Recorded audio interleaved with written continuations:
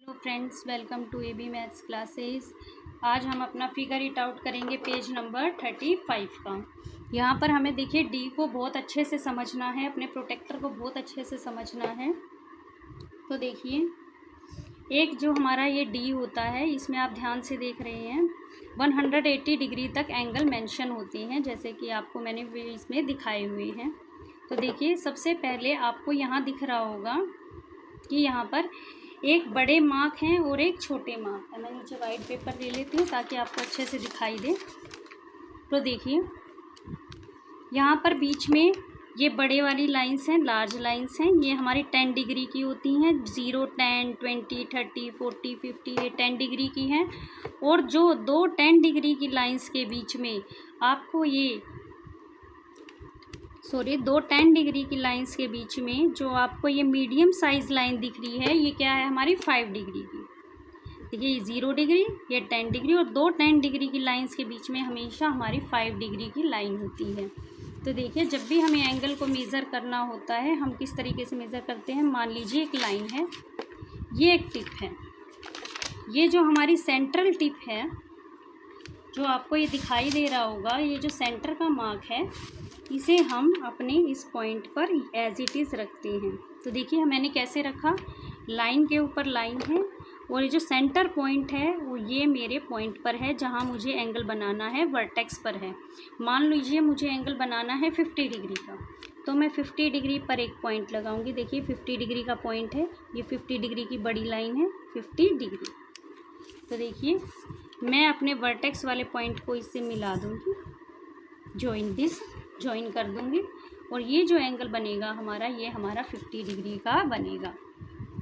तो मैंने आपको डी लेके बहुत ही क्लियर तरीके से बताया है कि ये हमारी 10 डिग्री की लाइंस होती हैं, उसके बीच में हमारी छोटी 5 डिग्री की लाइंस होती है। तो देखिए फर्स्ट क्वेश्चन जो हमारा है वो कहता है write the measure of the following angles. Angle के ए एल का मेज़र बताना है। Notice that the vertex of angle coincides with the centre of protractor. जो हमारा सेंटर है वो वर्टेक्स से कोइंसाइड करना चाहिए, जो कि मैंने अभी बताया था। So the number of 1 degree angle between के ए एंड ए एल। तो देखिए के ए और ए एल के बीच में होगा, तो उस by counting we get angle. हमें काउंटिंग से तो पता लग गया कि 30 डिग्री है। Making use of medium size and large size mark, is it possible to count in the units of 5s and 10s। क्या हम इसे 5s और 10s में काउंट कर सकते हैं? बिल्कुल कर सकते हैं। देखिए मैंने आपको बताया था जो छोटी लाइंस हैं ये 5 डिग्री की होती हैं, और ये जो बड़ी लाइंस हैं ये हमारी 10 डिग्री की होती हैं। तो देखिए के ए और ए एल के बीच में हमारी कितनी 10 डिग्री की लाइंस हैं? 1, 2, 3। हमारी 3 10 डिग्री की लाइंस हैं, तो हमारा के ए एल ऑब्वियसली 30 डिग्री हो गया। तो देखिए इस तरीके से हम नोटबुक में इस तरीके से लिखेंगे, yes it is possible to count the number of unit in 5s और 10s because there are also markings of 5 degree and 10 degree on protractor पे 5 डिग्री और 10 डिग्री की मार्किंग्स होती है। Arms A K and A L pass through 10 degree markings. A K और A L हमारे 10 degree marking से पास कर रहे हैं। देखिए तो 10, 20, 30, तो ये के ए एल हो गया हमारा 30 डिग्री। तो डब्ल्यू ए एल हम कैसे निकाल सकते हैं? तो डब्ल्यू ए एल ऑब्वियसली देखिए डब्ल्यू ए और ए एल के बीच में बना हुआ है, और इसके बीच में हम काउंट करें तो ये दोनों भी 10 डिग्री की बड़ी लाइंस पे हैं। तो 10, 20, 30, 40, 50, इट मीन्स 10 5 डिग्री की मार्किंग्स इनके बीच में हैं।